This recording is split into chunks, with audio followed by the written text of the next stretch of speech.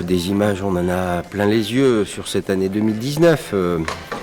Si on veut parler de la notoriété, de la reconnaissance de la ville de Liévin, on peut évoquer les réserves du Louvre, le pôle de conservation qui a été inauguré cette année 2019. Une formidable reconnaissance pour la ville de Liévin, puisque nous accueillons donc désormais dans ce pôle de conservation ce qui existe de plus beau dans le patrimoine français. Donc très belle reconnaissance sur le plan international.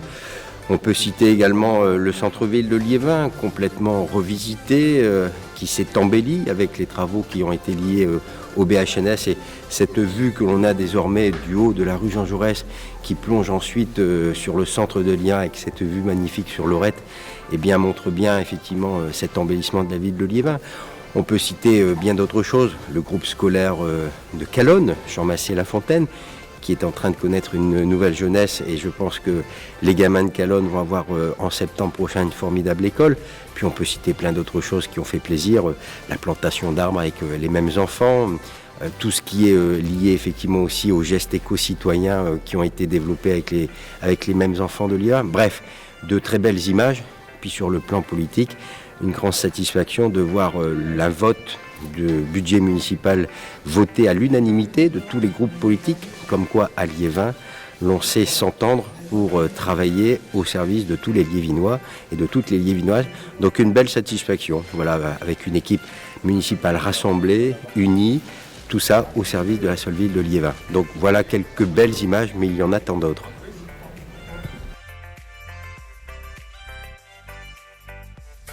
Beaucoup d'images là également. Je vais citer quelques exemples qui ont plus particulièrement marqué effectivement la population française.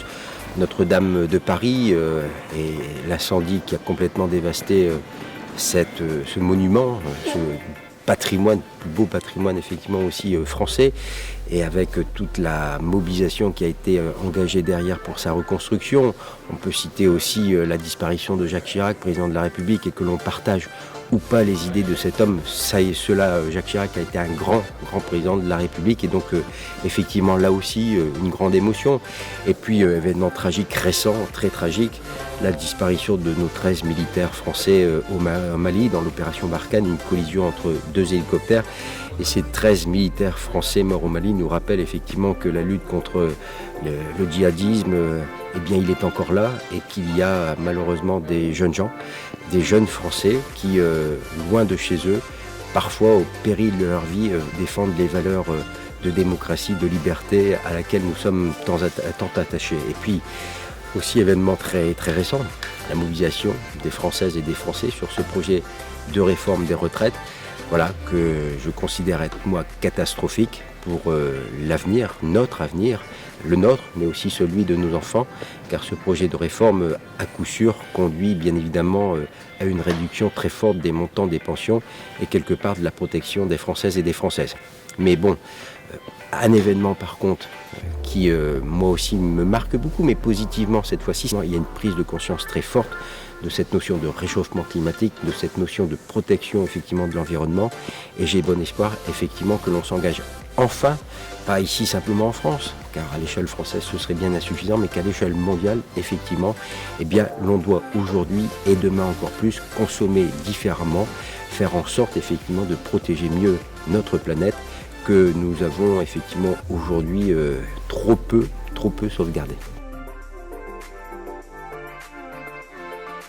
Je leur souhaite pour l'année 2020 plein de bonheur, plein de joie, et de partager ce bonheur, cette joie en famille, de le partager avec les amis.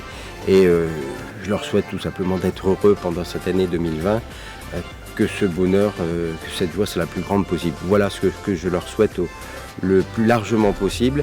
Et puis je vais leur souhaiter surtout de venir le 10 janvier, ici même au Stade Couvert. C'est pour ça que nous y sommes ici aujourd'hui, pour participer à cette fête qui va rassembler toutes les Liévinoises et tous les Liévinois. Donc cette fête, elle est ouverte bien évidemment à chacun, autour d'un spectacle qui va être un concert avec ABBA, avec U2, ce n'est quand même pas rien, même si ce sont des tributes, mais enfin, il n'empêche, deux beaux concerts, et ces deux beaux concerts vont être appréciés autour de ce que nous savons bien faire ici, dans cette région des Hauts-de-France et dans ce Nord-Pas-de-Calais qui nous tient à cœur.